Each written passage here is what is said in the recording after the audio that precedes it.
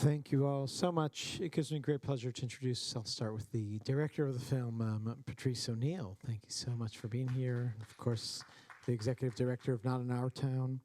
I'd like to introduce Hassan Naveed, the executive director of the New York City Office for the Prevention of Hate Crimes.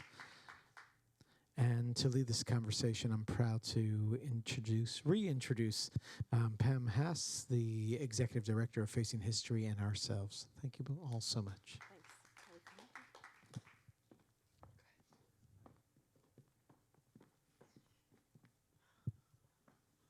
Thank you both.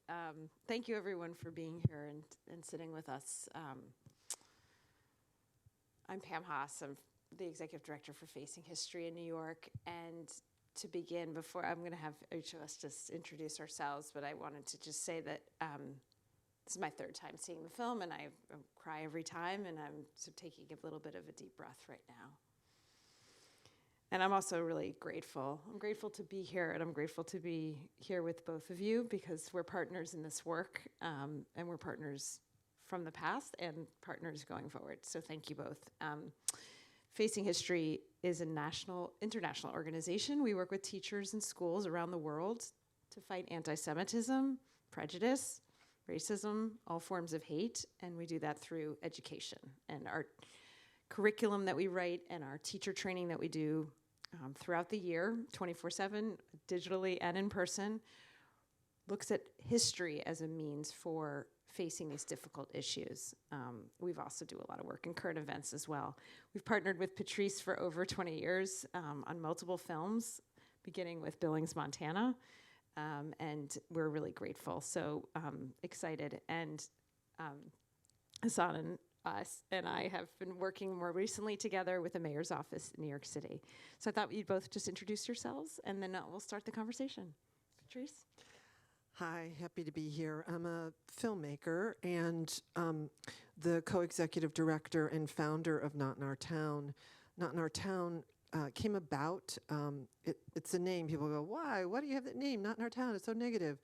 It's the name of a film we did in 1995 about people standing up to hate crimes. And in Billings, Montana, you may remember the well-known part of the story. There were attacks against a black church, Native American woman's family home, and a whole series of attacks. The culminating event took place when a 6-year-old Jewish boy placed a menorah in his window for Hanukkah. A brick was thrown through the window, landed on his bed, and people said, what if we're all Jewish? And so that year, 10,000 people put menorahs in their windows, and the white supremacist organizing stopped. And so when we aired that film on PBS that year, we thought we'd do 10 town hall meetings. There were over 100. And people started identifying as Not in Our Town communities. And we decided that we had to follow that story, and we've been doing it for over 27 years. I started when I was 12. So I just didn't sort of anticipate. I was a filmmaker and didn't anticipate that I would become a de facto leader in the anti-hate movement and learn so much from people on the ground about what works, right? Because our films are about, there's so many stories of trauma and the trauma caused by hate. Our stories focus on what we can do about it and places where people are exploring that and making breakthroughs. And we found that to be the case very much in Pittsburgh, and which is why we knew that we had to make this film. Thank you, Patrice. Hassan? Thank you so much, folks. First of all, thank you so much, Patrice, for this masterpiece. I mean, it's something that just has really been touching. This is my third time seeing it as well. And I think every time I learn something new, just walking away from it itself, that is community, and it is very powerful. And so my name is Hassan Naveed. I'm the executive director for the Office for the Prevention of Hate Crimes. We are a relatively new office. I'll go into what we do for a second, but just kind of give my background. I've been working in the anti-hate criminal justice reform space for the last decade. I initially started off in DC, and I led an LGBTQ organization locally in responding to hate crimes against LGBTQ folks, and especially folks who are LGBTQ people of color itself. And then my work from there ended up bringing me to New York City, where I worked on police oversight, police reform issues for the city itself. And then I was honored to be able to join the Office for the Prevention of Hate Crimes in 2019, which, as you can see from just the documentary itself, a variety of different incidents had taken place that year, and especially one of them comes to mind is Muncie. And I would be remiss in not saying that the individual who actually launched the office is here today with us too, who is the former executive director, Deborah Lauder. I consider Deborah someone who is a mentor, but also who really built out the foundation of what the office looks like today, and I'm excited to share what that is a little bit later, and so thank you. Thank you both. What privilege to have both of you here today for all of us. Maybe let's just start with Patrice, and we'll talk a little bit about the film. Maybe you could talk to us how the story unfolded in Pittsburgh. You know, what did you see? How did this unfold in real time in front of you? Maybe you could take the audience through that journey. Well, first of all, I think it understanding the sort of backstory, which is that we had been traveling with our previous films and seeing the rise in anti-Semitism. It's not like in the long history of Not in Our Town, the decades, anti-Semitism has always been there, but there was this new feature. It was really scary, and my friend and colleague Eric Ward, I think, is sort of reminding people that something that I think is really important, and that those of us in the anti-hate movement were discussing, that anti-Semitism is the ideological driver of the white power movement now. And so we were discussing this, we were seeing these antidotes, especially stuff that was happening with young people. It was very disturbing. And what we were learning about what was happening in the gaming environment. So as A.C. Thompson says in the film, when Pittsburgh happened, it was horrifying, but it wasn't surprising. So we knew that this was out there. And but what brought us to Pittsburgh was the response. And so Shireen Zalis, my filmmaking partner, was here on the ground, and she called and talked about the tremendous response in Pittsburgh. And we knew that we couldn't approach the families right away. They were traumatized. They were really hurt. We waited about 6 months to see what would happen. And remarkable things unfolded in that time. But we started filming more deeply about 6 months after and got to know some of the families. The Mallinger family was the first family that we spent time with. They checked us out for everybody else. And then we watched what would happen. And it was really, really difficult because we're making this film in the middle of a pandemic. It's a film about collective action where there is no physical, right? It was very hard. But it was just so remarkable to see the preparation that had been done by the Jewish community in Pittsburgh and how that influenced the engagement that followed. And all of the issues that they were trying to explore were what we were seeing in the anti-hate movement and trying to unpack for people as we worked in communities. And I think that was really one of the hardest parts of the story is we were watching it happen on a sort of global scale and then seeing the solutions taking place and people probing for solutions in Pittsburgh. How could we do that and carry that forward in a narrative that wasn't overwhelming for people, right? Like, it's a lot to take in. Just think of all of the hate incidents that why do you have this relentless list of hate incidents in this film? It's like, because that's what was happening. That's what is happening. And that's what people in Pittsburgh were experiencing, just re-traumatization over and over again. And yet their resilience was so remarkable. And they're continuing to say, what can we do now? What can we do now? I was so inspired by it, so inspired. And it's just unfolding in real time, which is the other thing as a filmmaker and trying to capture a story. You have so many stories, and you do a beautiful job of really weaving these into a particular moment, universal moments.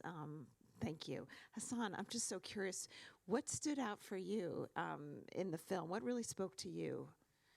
It was community. Growing up, I grew up in a Muslim family out in California, and we were in a majority sort of Latino space near Los Angeles, and my idea of what America, is and should be is sort of what I saw on there, right? Was that level of solidarity and people coming together and standing up for each other, and someone who's experienced racism after 9/11, and someone who's experienced homophobia and the various other issues, it's tough, and this is my perspective. I don't know if I'll find closure in those in my lifetime. It's tough. But I do know that when I look at images like this, when I look at what community has to offer, different people coming together, supporting each other, being there for each other, that is why I do this work. That's why it's so important. It's essential for us to be able to show that support, to call it out when it happens, and to be proactive about this. And so I asked that question to folks, is like, when's the last time folks have attended another house of worship? When's the last time have we spoken to the neighbor down the street or down the hall, if you live in an apartment complex, who's not the same, community as you are, right, or culture that you are?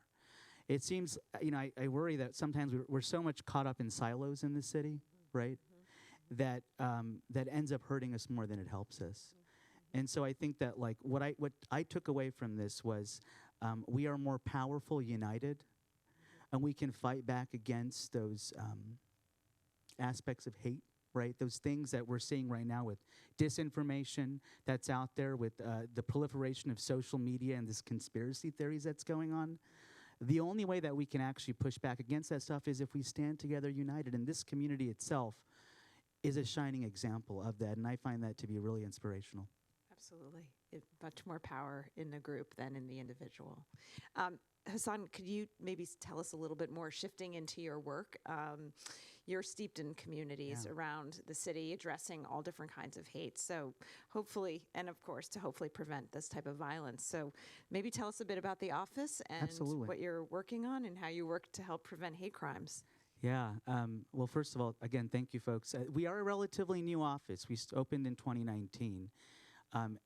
Well, why does an office like ours exist? The Office for the Prevention of Hate Crimes, with a very long and kind of weird name. I think government has a problem with really trying to create these complicated names, but we'll bring it down to our acronym OPHC.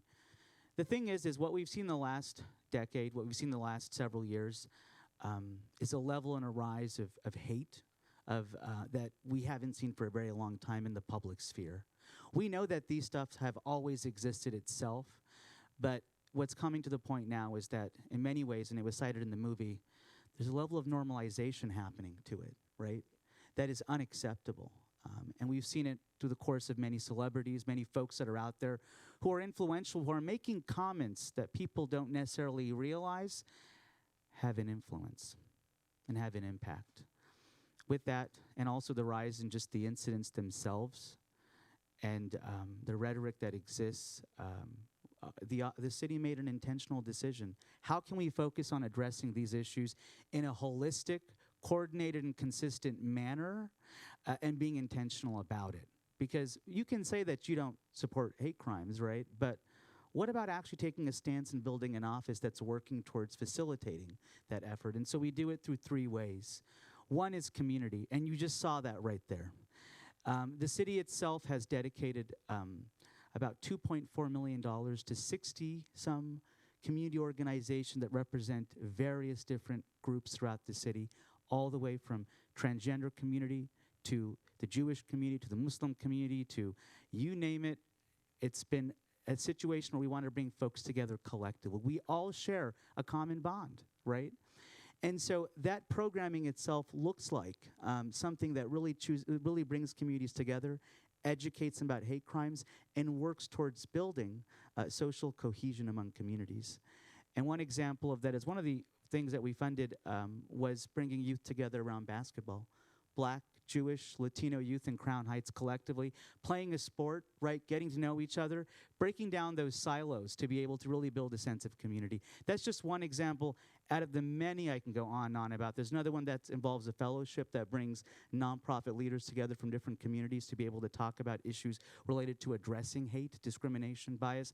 You may have heard more recently we had an incident in Hell's Kitchen where an individual was targeting gay men, for example, through the course of taking advantage, a situation, a vulnerable state, target them, get the money, and go. These things may not rise to a hate crime, but a hate crime is a legal definition. The effect and the impact of stuff, we know, has a level of impact on us as an individual, but as a community as well. So those folks that were working up and down 9th Avenue where all the gay bars are, passing out information on preventing these incidents from happening, are also part of that funding as well too. We look at community-based initiatives. Listen, we need every aspect of us being able to address this, including law enforcement, and our community-based initiatives are just as important as well. Education is another thing. Hate can be unlearned, as a great philosopher, Deborah Lauder, once said. It can be unlearned, but it involves us really investing in education in a way where we're providing that information in schools, getting documentaries like this out in front of people. It's ensuring that when an incident happens, when we saw what was happening during the course of the anti-Asian crimes that were occurring throughout the city, the first thing that we sat down and thought to ourselves is, how are teachers talking about this to their students? How am I going to talk about this to my nieces, to my nephews, to my cousins here, right? How can we have these conversations that are very difficult at times? And so, as Facing History provides training, and We're working also together. We providing, didn't script this. but also providing curricular guidance, because we live in a time right now where there is this level of proliferation of social media and disinformation.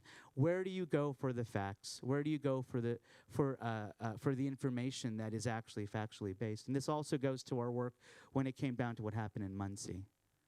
I mean, the impact that it had on communities here in New York City, especially Jewish communities.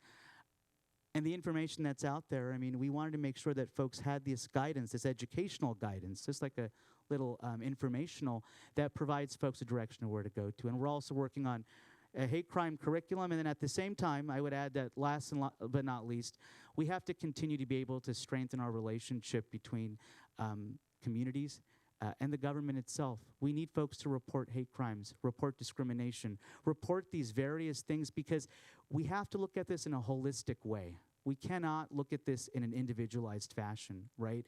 And so when I talk about all the efforts we're doing, we're working with 22 city agencies constantly to be able to ensure that we're consistently approaching it and also coordinated in that way too. Thank you, Hassan. And I know Facing History, our organization, we're working on writing that hate crimes curriculum, so we're in partnership there. And we're also very proud because we're writing the teacher study guide for this film for when Patrice is ready to roll it out. So that's kind of my next question for both of you. But, obviously the film does such a good job at illustrating the ability for the Black community and the Jewish community and the Asian community to come together, and the Muslim community to come together. So what's next in terms of the campaigns and the work? And I guess also I'd love to hear about that. And then I'd love to see, how do we think this film can work in New York, Hassan? But maybe we talk about the campaigns. Sure. So with all of our films, we don't make them just to be on public television, which this film will be on. We're sort of waiting to see how that's going to play out and when it'll play out. I suspect it will be in the fall. In the meantime, our goal is our last film, Waking Oak Creek, about the attack at the Sikh Temple of Wisconsin.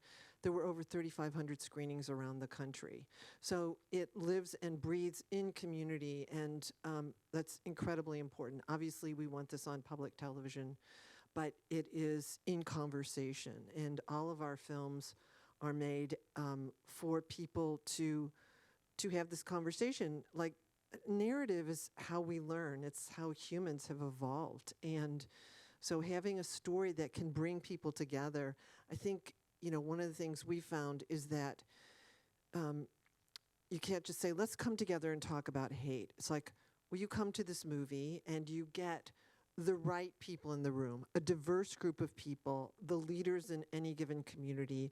They're in the room, teachers, students in the room, and begin a conversation about the issues. And inevitably, people do not talk about, well, they talk about the story, of course, but they talk about their own community and what's happening. And over again, we've seen our stories, these stories create a safe place for people to bring up what's happening to them so that we can surface the issues in the community and get a surrounding community to say, we have to do something about this together. And that is really at the center of our work. And what we hope to do, we're still raising funds for the campaign to try to get it out into communities and identifying the key cities. Well, we'll test it first and continue. And we hope New York will be one of them. Well, we look forward to it, yeah. I was just curious, like, how do you think this film, Yeah. obviously New York, we think of ourselves as very special and very, particular. So where do you see the lessons in the film for New York? What's unique about New York City is that there is some institutionalized structures out there that really seek to bring community together, right? For example, I believe it's called the Queens People's Assembly is one example of that really seeks to bring diverse communities collectively together in Queens to be able to have not only just these conversations, but to really community build and cultivate. But it's still not enough. I think that we're a very big city, and I think we need to acknowledge and really embrace neighborhoods and communities and the ones we live in with all the people that are there, right? And I think that it's our job as an office in the funding that we have to continue pushing for that cross-community engagement, and that is something that we're asking a lot of our organizations to do, is to be able to engage with each other across lines. Additionally, the mayor really strongly believes that individual relationships are key towards being able to build community, right? And so we are looking to launch a program sometime soon in the next month or so that's going to really bring together 10 to 12 people at a table for a meal to have a conversation that's facilitated. It's building bridges, and it's breaking bonds, right?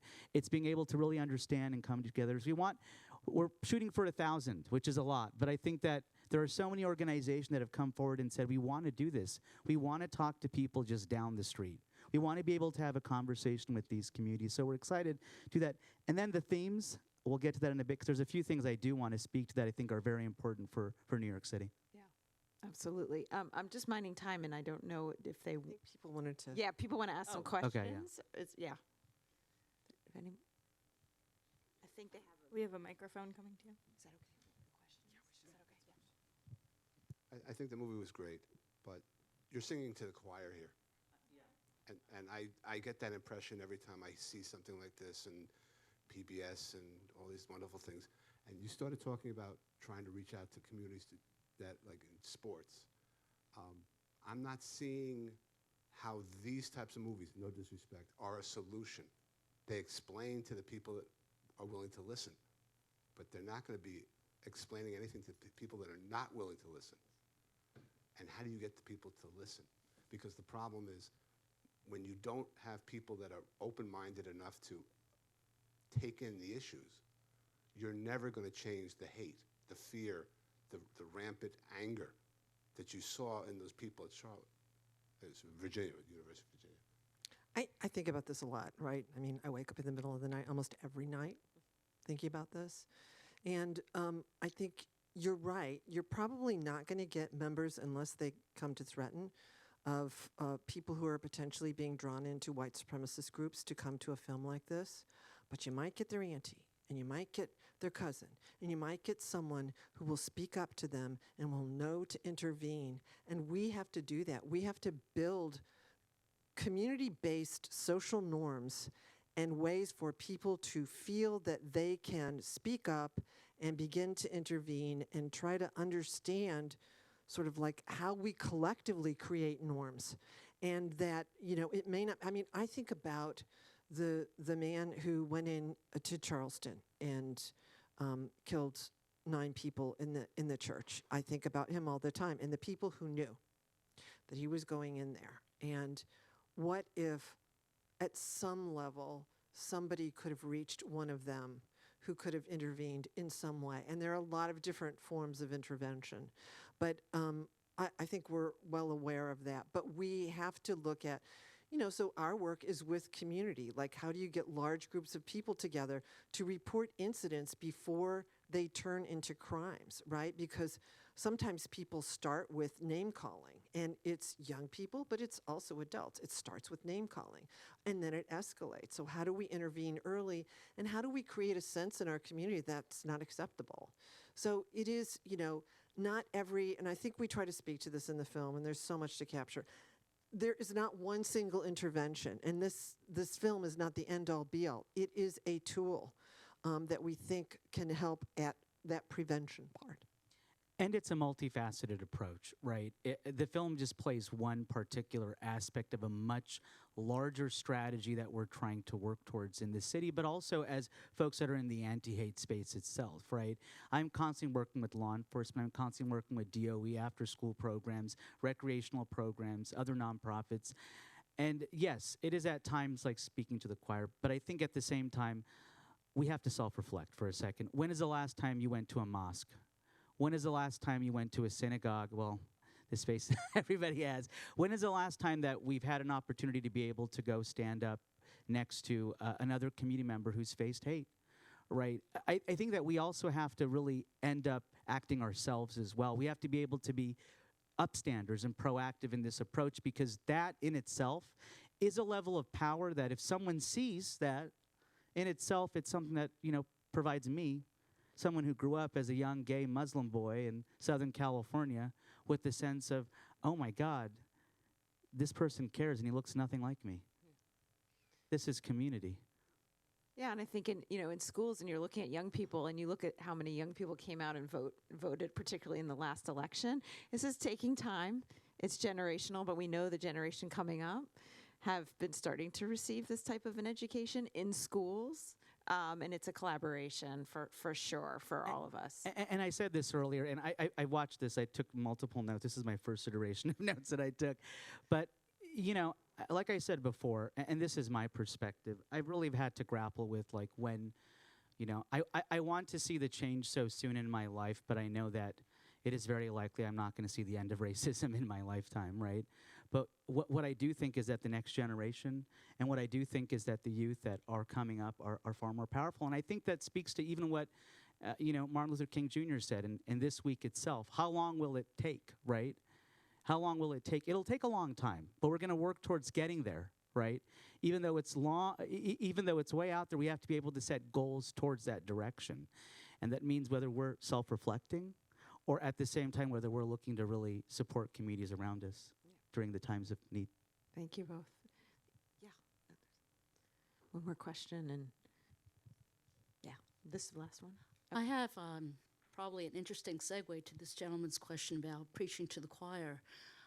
As you go around with your film, I have no doubt I would be able to convince my synagogue to show your film. But what I would have a more difficult time doing is convincing my synagogue to provide training and awareness on security to the congregants.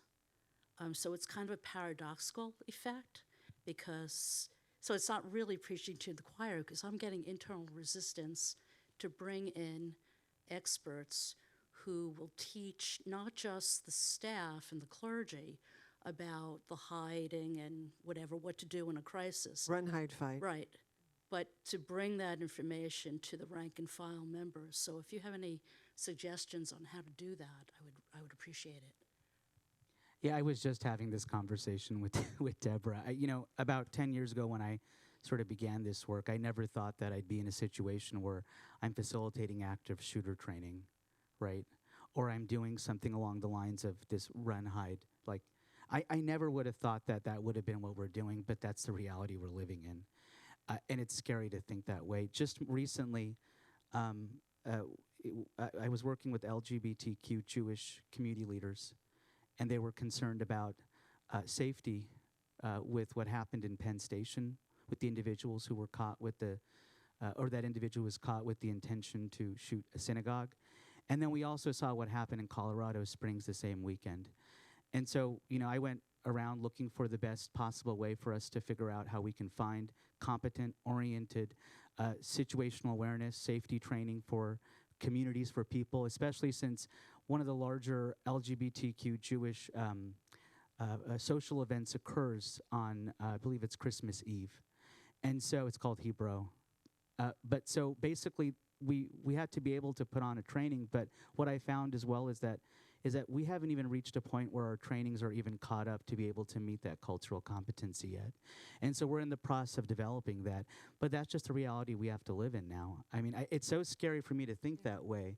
And I'm a person who believes strongly in community-based intervention. But to see what happened, not too long ago in, Colorado Springs, all these sorts of shootings are a situation where how do we work towards trying to be able to address and prevent these issues, but also when you're there, response is another thing as well. Yeah. I think it's not an either or, it's an and thinking about as a parent, I'm a parent of 2 children who grew up, in the light of Sandy Hook, and live shooter drills were a part of their existence. My daughter goes to college right down the street in Colorado Springs. This is their reality, but they also have seen films like